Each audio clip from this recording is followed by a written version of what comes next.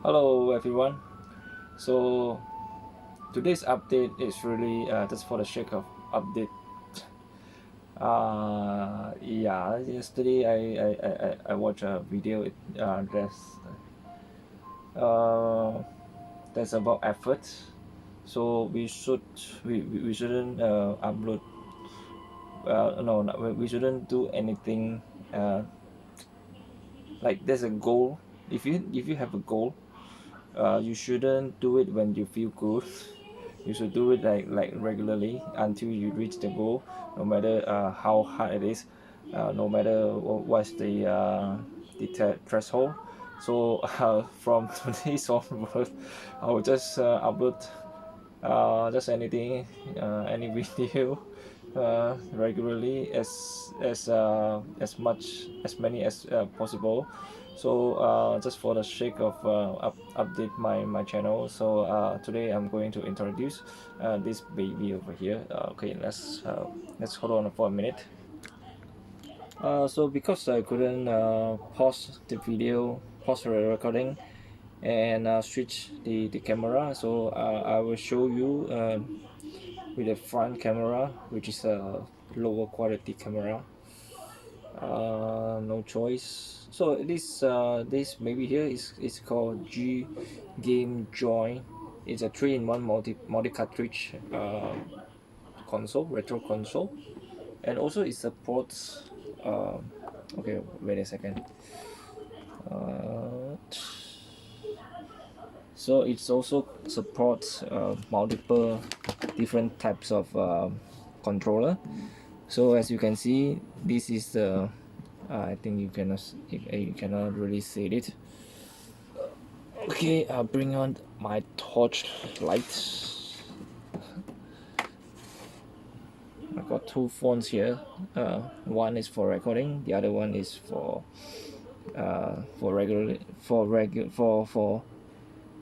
regular use. Okay, I hope you can see it. So I know the setup is bad, but this is not the point. The point is to let you know there's such a thing exists. So now you got the FC ports, the controller ports, and also the MD ports, and also the SNES ports, which also support the SFC controllers, same to the Mega Drive. I think there's no region locks for the controller. So one thing amazing about this retro console here is that you can actually switch the controllers. Let's say you are playing a Mega Drive. You are playing a Mega Drive games, and you want to use your SNES or Super Famicom or the SFC controller on it for Mega Drive. You can actually do it by turning the switch. Oh shit, sorry for the language. Yeah, you can actually switch it. So right now I'm playing Mega Drive game, so I'll switch to Mega Drive. So if let's say I plug in my Super Famicom controller, I can actually use my Super Famicom control on Mega Drive mode, and so to Famicom. But because I don't have a, so this is the part that's very convenient for me, is that because I don't have the Famicom controller. I don't have the Famicom controller. So if there's no such a switch here, I have no idea how I can play Famicom games. So luckily there's a switch here.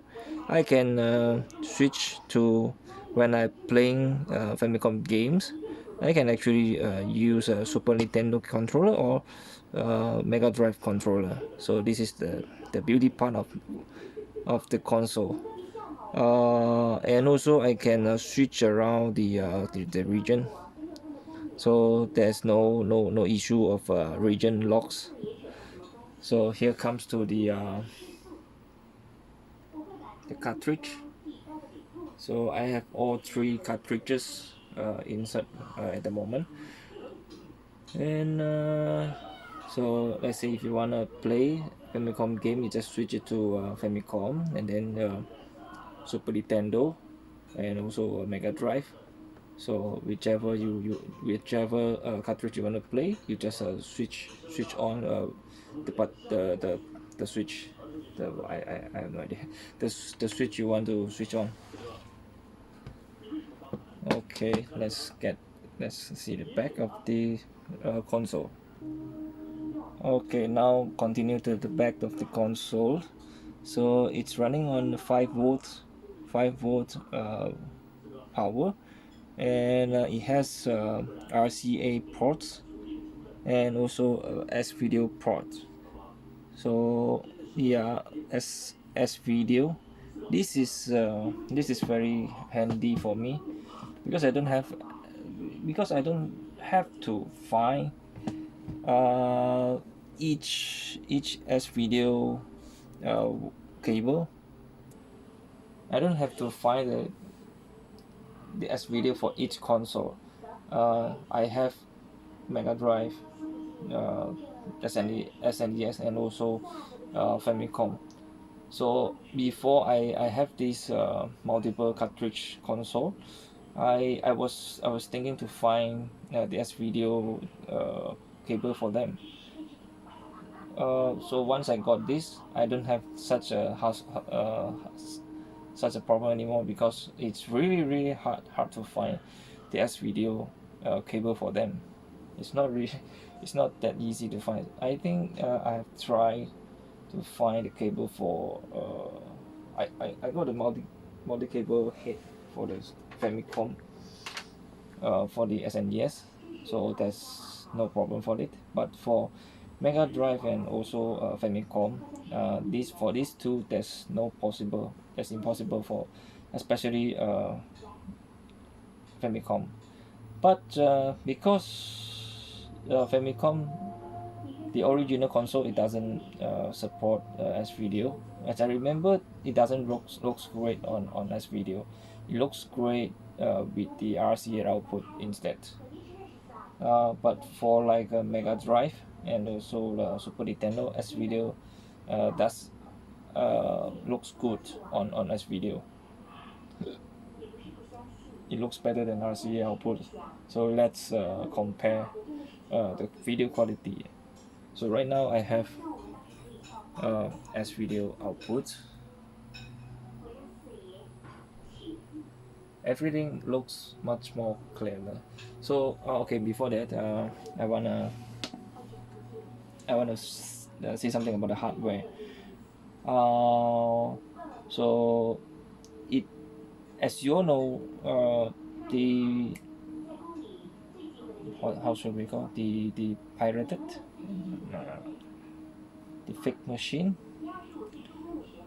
something like police station, how do we call it, the copycat console. So there are so many copycat console for a Mega Drive, right?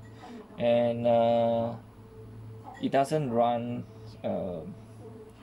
the flash drive. I've tried maybe one or two, and also I've done some research on the internet. There isn't many copycat console, Mega Drive console can run the flash drive. But I'm really particular about it because I don't have many cartridge, so I couldn't play many games as much as possible. So the only way I can get play the games will be on the with the flash cards sold to SNES. So before I purchased this console from the seller, this is a used one actually. So before I bought it, I buy it from him. He actually stated beforehand, but to make sure whether it's really running, it's compatible with the flash drive. I have double confirmed with the seller.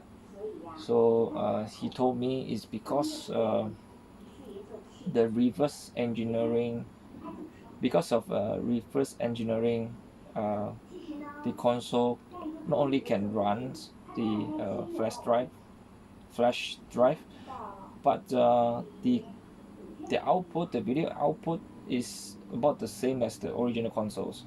So that is really the amazing part for me. That's really the thing I wanted for so long. So I have so many.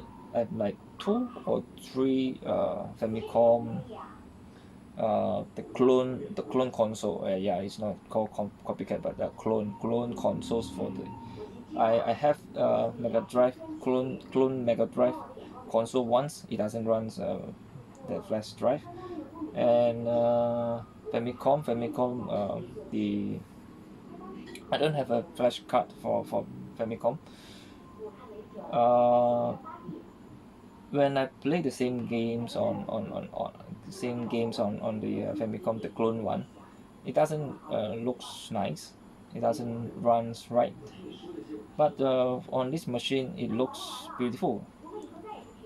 Especially if you have a TV like this here. It's a Sony Triniton, which has component input and also have the AV input and also S video, which is really great for retro gaming. Uh, yeah, uh, the sound quality is great. Okay, so because of reverse engineering, the video output is like original. So it's a shame that the power adapter is not original. So sometimes the graphic will have some sort of flickering around. Uh, but if you can get past it, it shouldn't be any problem. Especially for me, because I grew up with this kind of flickering, uh, because of low voltage. Maybe next time if I can get the correct the one can provide enough amp for the console. The power adapter can provide enough power for the console. Maybe can solve the problem.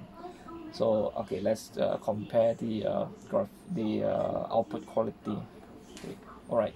So right now, this is S video. So I haven't plugged in the sound. I just plug in the S video cable.